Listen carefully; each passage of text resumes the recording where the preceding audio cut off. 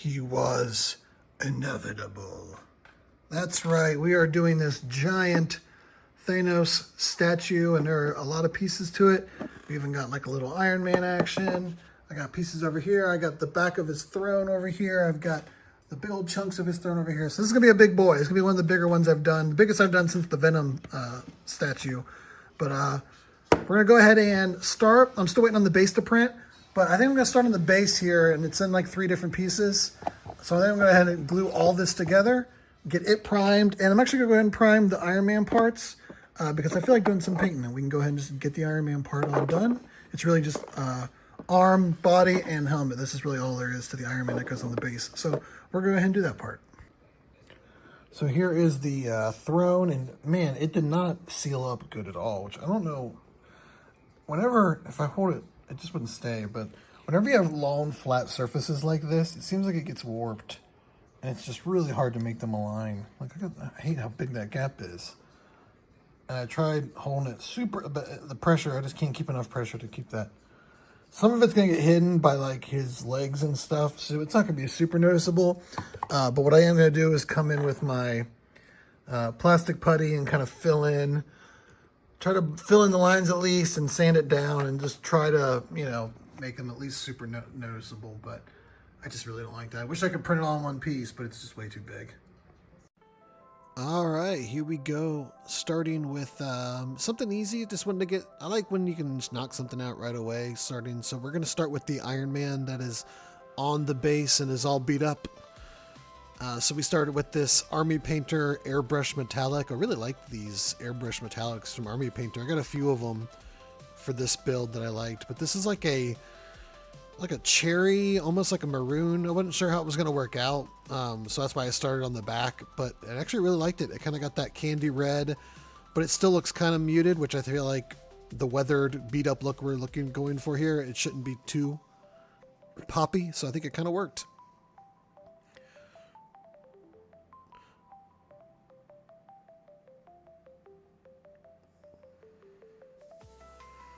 And there's a good look at kind of how the red turned out on the chest, helmet, and arm. And there's a look at the blending I did on the 3 pieces that go into the throne. So hopefully once we start painting it up, we can kind of cover it. It's a big throne. Here, we're just starting the process of kind of scratching up everything. I'm just using that silver on an old brush. It's not really a quite dry brushing. It's a little wetter than a dry brush, but we do want that kind of like old brush bristle look that kind of has lines going everywhere. So we're just kind of using that. Luckily, this mold had a lot of indents and kind of rough edges, and you can easily see kind of where those spots were supposed to be. So we're really just hitting those with the silver, and then just trying to do some edge highlighting, brush up on the edges, make it look like worn, and anywhere that metal might kind of be exposed where it's kind of been scratched away. But the next technique we're going to do is really going to kind of fill all this out. This is just kind of hitting some of the main areas that are featured in the mold of the model.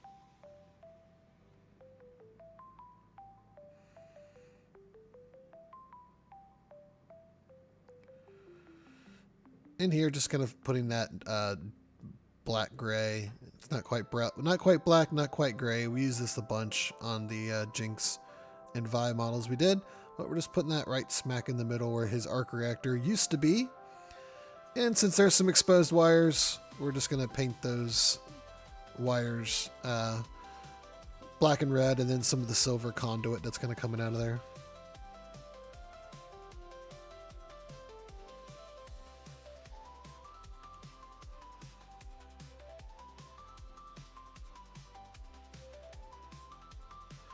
Here's where this really came together. So what I'm using here is like a sponge that I just got from Dollar Tree, honestly. There's like a pack of a bunch of them.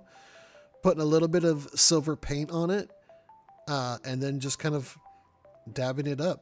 You can also kind of tear up the sponge and get a little bit more of like a rough look, but I feel like just lightly dabbing it around the different cresses, it didn't always hit the same kind of pattern every single time. So I feel like this looked pretty good. I think it got the desired effect. Just quick dabs. Again, not quite dry, but also you don't want it, soaked with paint. So it's kind of like somewhere between dry brush and full. You just keep quick dabs. Don't push it too hard. And that's pretty much it for the Iron Man that's going to be on the base. There he is, all beat up.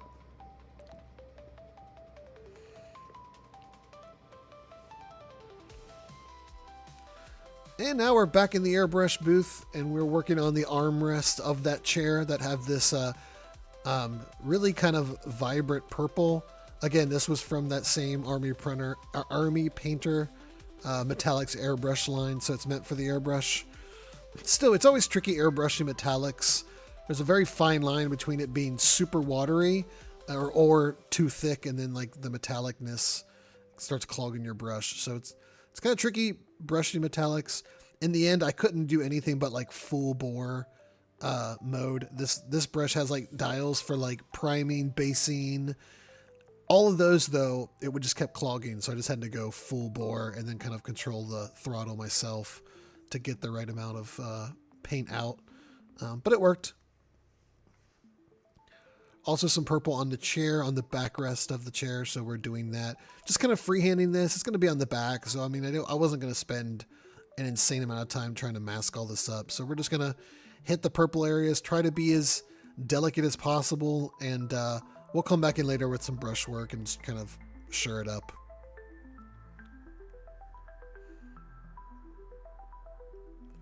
And yes, my airbrush booth is just on my oven. I just set up this box, kick on the range fan above me, and that becomes my airbrush booth in a way.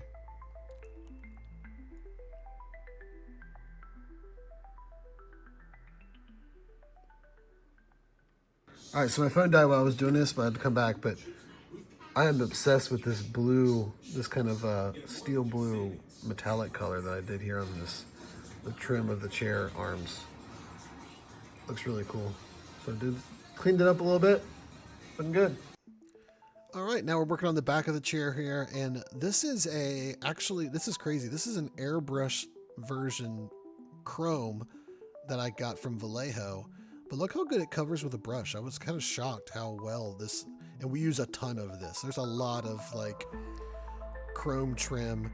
This is a gold that also is from the same line, the Vallejo Airbrush Metallic. It doesn't go on near as well with the brush though. You can see that it's really watery and thin, so it took quite a few layers to bring it up. But man, that silver goes on so smooth. I really love that paint. I'm going to be using that a lot, I can tell. Not just on this build, but going forward. That's going to probably be a mainstay.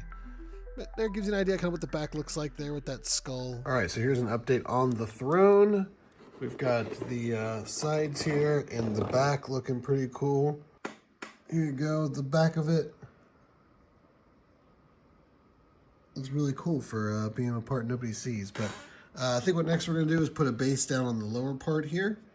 And just because we're already kind of working on the base. But the back here, I guess I'll see, but his back kind of covers most of that. So here's kind of his back. It kind of covers most of it, so I don't think you're really going to see a lot of it if I was to paint that. But we'll see what shows up when we test fit everything. But I really love that color there of the edge there. But looking pretty good.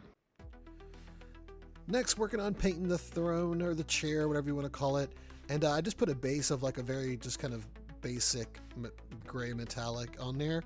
And then I've got about 16 different metallic silver gray types. So really all we're doing here, not too complicated, is we're just starting with that kind of airbrush base, neutral, metallic silver, and then coming in with all the different other tones and different kinds of silvers we have to just kind of hit different areas. If something looks like it might be a seam or it could be a different material or a different type of metal, I'm just painting it a different shade or a different color of metallic silver. So it just gives it a little bit more difference and everything doesn't look the same.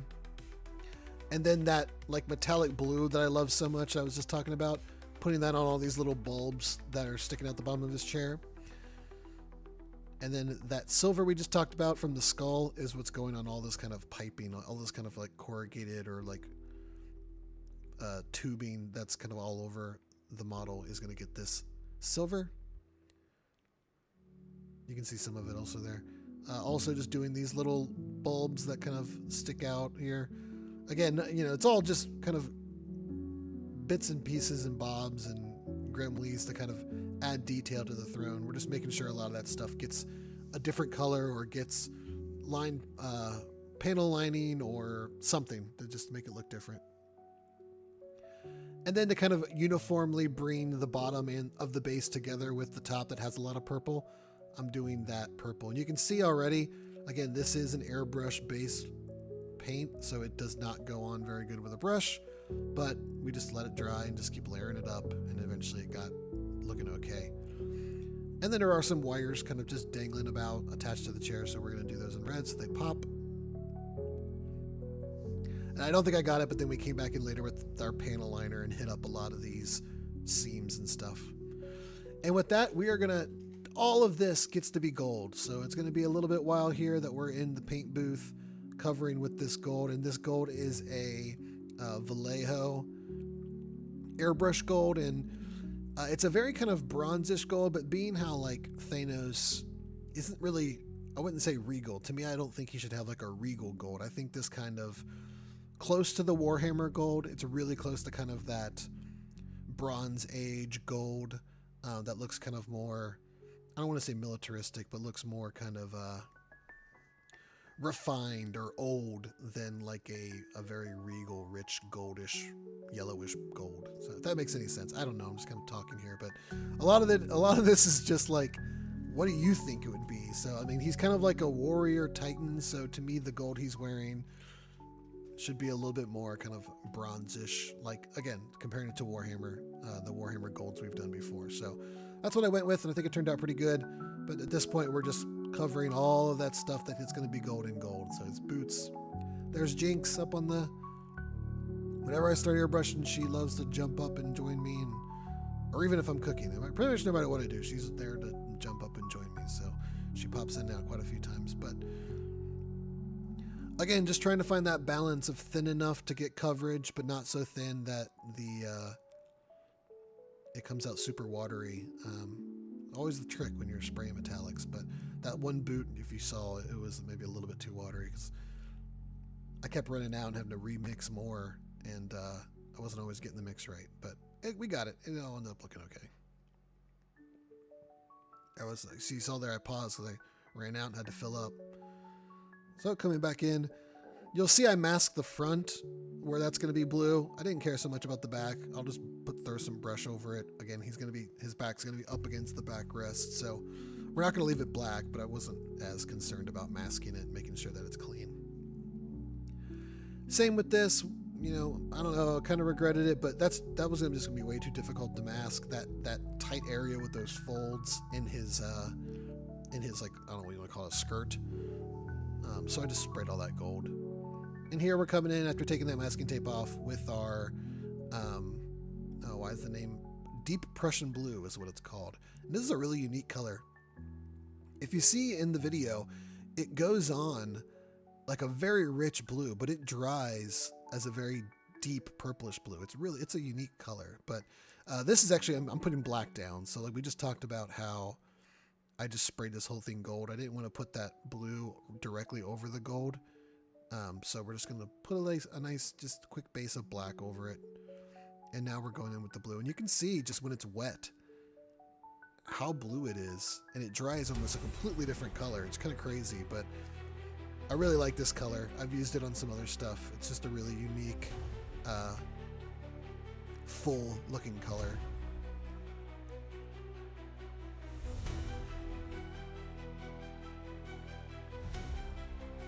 It did take quite a few coats though, because it does soak, it almost like soaks into the model. It's really weird. And you have to keep coming back and hitting it again. This is really going to show you in the airbrush. So it's the same color through the airbrush on all the arms and legs. But you'll see how vibrant the blue looks at first, and then what it is going to dry up into. It's pretty crazy.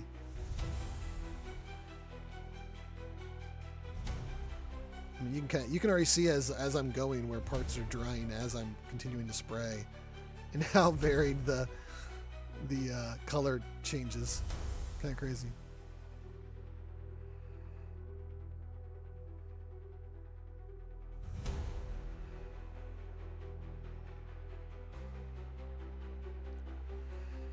And if you're noticing, I didn't do a crazy good job of cleaning up the support marks on the bottoms of these arms, but they rest on the armrest, so you really don't see them. So again, that's why I wasn't super concerned with sanding those down, you know, perfectly, because you're not going to see them. They're going to be resting on the armrest of the chair.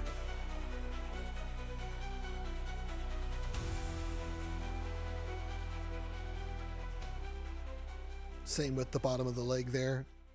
All right, so I did a little test fit because I just wanted to see how it looks, and man, the video does not do justice how good that like Prussian blue looks with that gold. It looks really good to the eyes. The camera doesn't quite capture this like kind of rich purple that blue is contrasted to that gold. It looks really good, but you can kind of see where we'll start filling in the pieces. And we still got all this trim to do, like silver. All these little rivets are going to be silver. Some of these lines and trim are going to be silver. So there's still a lot of trim work to do, but I just wanted to throw it on there and kind of see it starting to emerge and how good it looks. I still have to print the other half of the base. Kind of, I gotta say, this is one of the earlier times that I'm working on the portrait this early, but you know, there's not a ton to this model. It's a lot of the gold and a lot of the blues, and then I was doing some other projects for my daughter's soccer team, so I had to get some more resin to print the rest of the base because it was a giant base. So we thought, why not start on the portrait? So putting this nice base purple down, and then I came in with a Magos purple, which is a contrast paint from Games Workshop, and tried to get in the cracks. I'll come in with an actual brush later and make it even more refined. But you know, he's got those chin folds and lip fold lines that we want to just make sure that they're nice and shaded so they pop. And then coming in with that deep Prussian blue again, just brushing this on. It dries really well with no streaks, so I wasn't really worried about trying to like mask off the purple. I don't like masking something that I've already painted. Try to avoid that as much as possible. So we're just going to brush it, and you'll never know because it looks perfectly fine.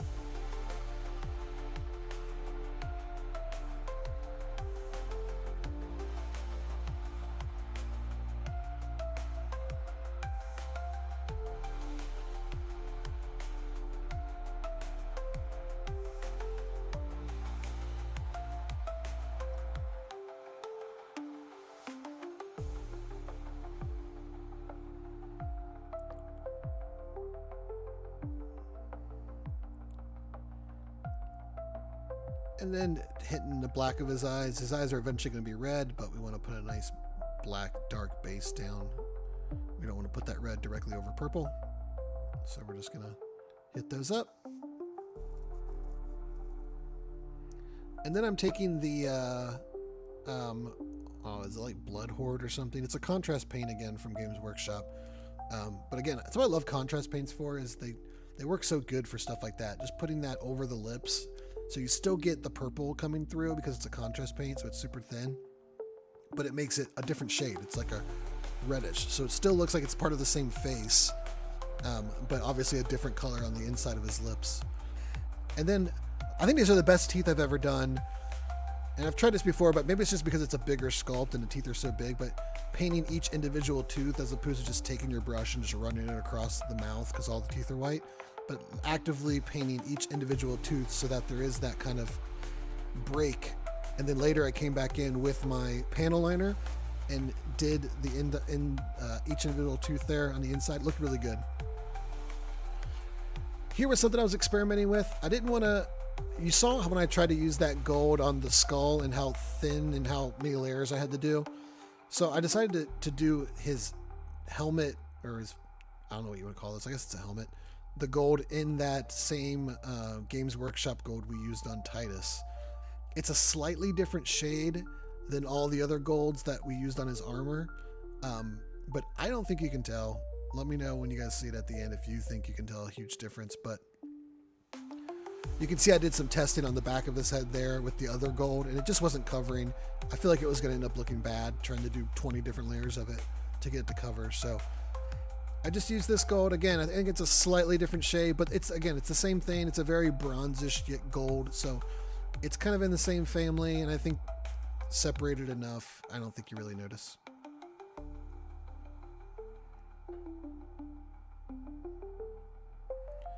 And man, I was obsessed with how good this portrait looked. I was just staring at it for days. Like it looked really good. Now, granted, I didn't have to do like pupils. They're just red eyes, so that saved me a little bit of trouble. But the teeth and like the shading I did on the face, I think this was probably like my best portrait I've done. It looked so cool.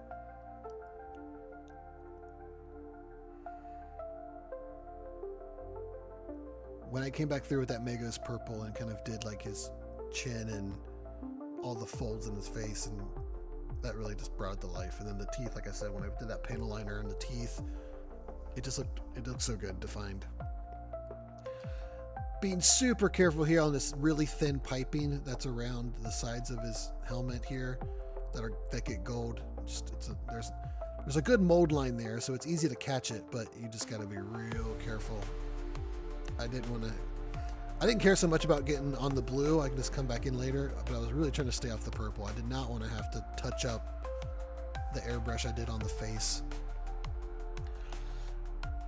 And again, just tossing them on there just to kind of get, I love just kind of every once in a while putting some pieces together to get a vision of what it's going to look like. And then doing the red on the eyes. Sometimes you do that as well to kind of see how the head turns, where he's kind of looking. Not so much with this one because pretty much the entire eye is red. I left a little bit of black on the edges, but still, it's kind of good to put it on there and see how it's coming together.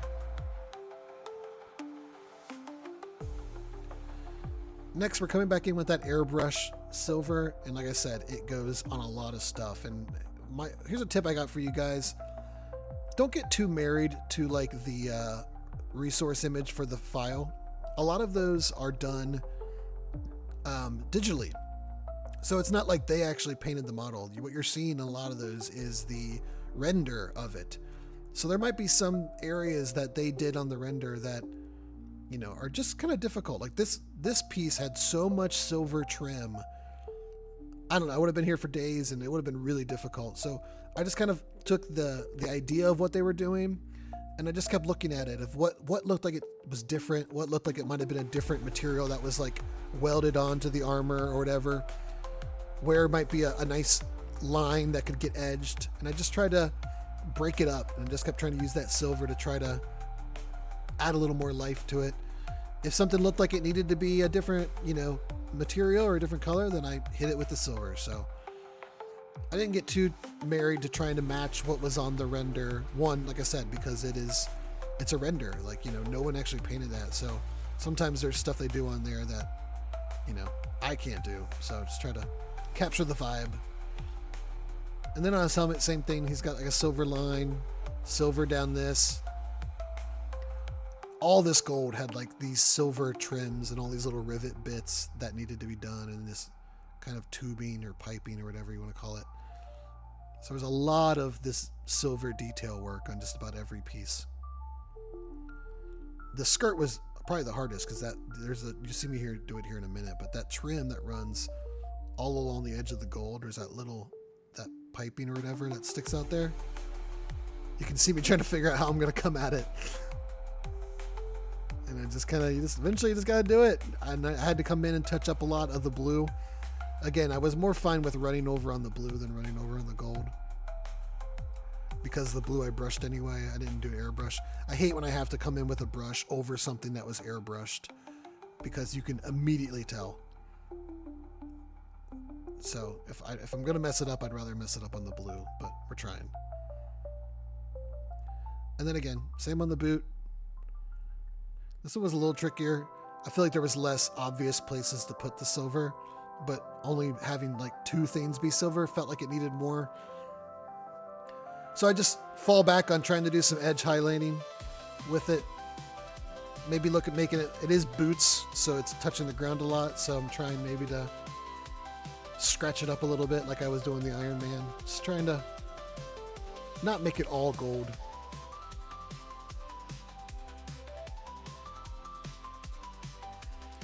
And then, of course, you guessed it, same with the gauntlets. They also there's all kinds of rivets and seams and joints on the hands that need to be done.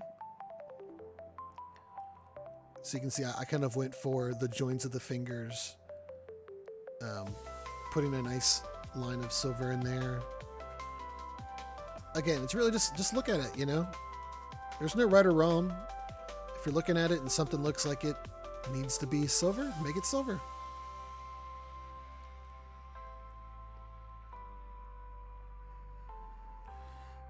And next, we're going to go ahead and put our white down over all of the infinity stones, because we're going to come back in later with all the various colors, and we want those colors to pop. So just putting a nice white base down, just like coax, or white. I really like this white for a base too. It covers really well, and it's just a very neutral white. It's a nice place to start from. And again, I talked about earlier how much I love these contrast paints for stuff like this, but this is just, it goes on so smooth, and it kind of maintains some of the undercolor, but also still gives you black. That's Black Templar. That I'm just doing, again, this piping as on his legs. And when you look at it, you can still see some of the blue under there, but obviously there's black. It just, I don't know, it makes it look real because it kind of blends it all in together. Finally, I am painting the base. If you've watched any of my other videos, you know a lot of times I start with the base just because it kind of gets me going and kind of gets me in the mindset of painting. And then they're not super technical, so it's just kind of, it's a good, sometimes I just like starting with the base. But this was one where this was the very last thing I did, mainly because it was so big and I had to get resin to print it. But just covered it in gray. Again, this is not dry brushing yet. We're just essentially dousing this thing in gray. If I would have had like a gray rattle can, I would have just done that, but I did not. So we're just covered it in gray.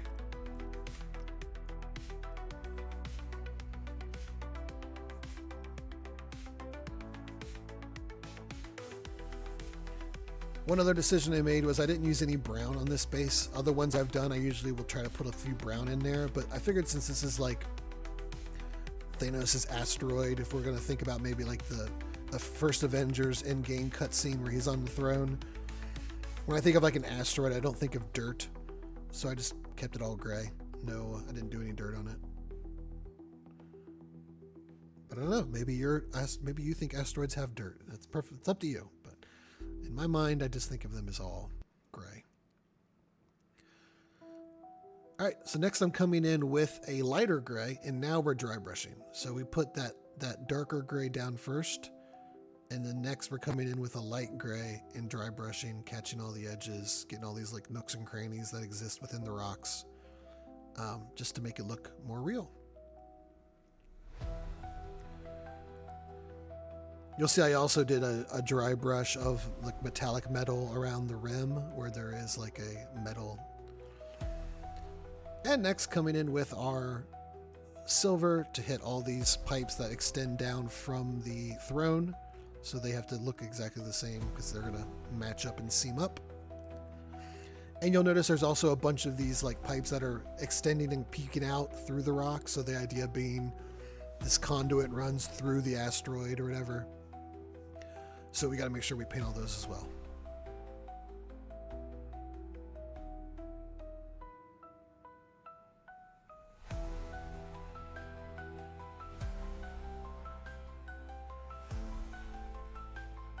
And that's what we're doing now, is making sure we don't miss any of these little stick out guys that are all around the base. I think I got them all.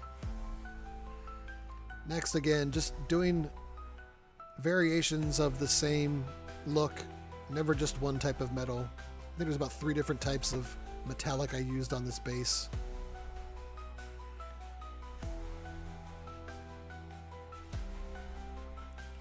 Sorry for missing it out of frame there.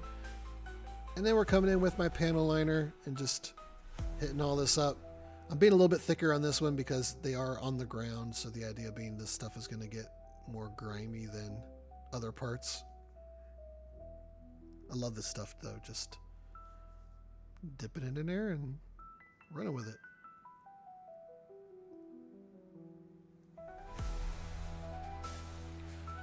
And here's the moment. One of the very last things I did, painting the infinity stones, it seemed fitting to kind of put those on last. So you can see my palette here with just all the different colors.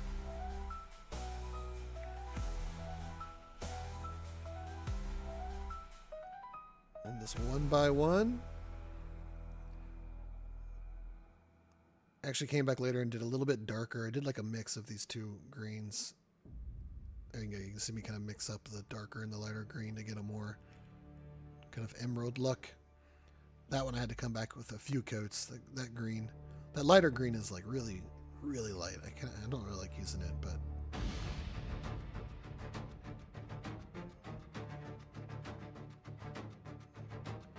for no reason the yellow stone here, that's the mine stone, was really small. I don't know, it looked kind of weird. I don't know. I kept thinking it just didn't print right, but I don't know. Maybe just thought they would make it look different.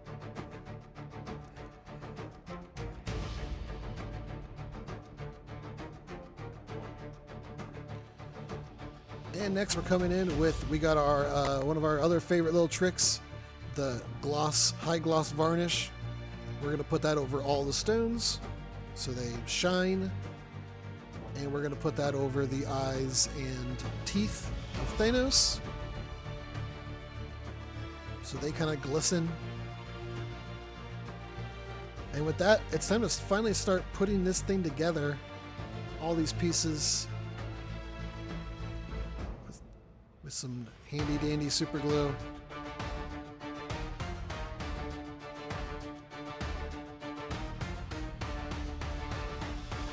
Putting Iron Man on.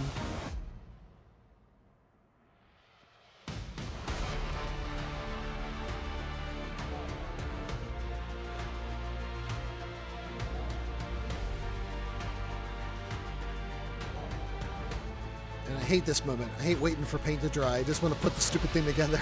Wait for it. Wait for it. Big moment. Here we go. Is it going to line up?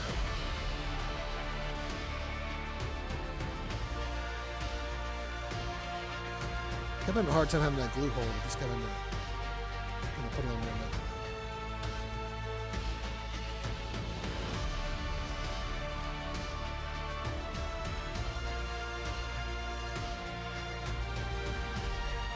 And as we finish this up, we'll go take a final look at the model, get these arms on there, and hope you guys like it. Thanks for watching. Let me know in the comments if you got any tips or noticed anything that stuck out to you.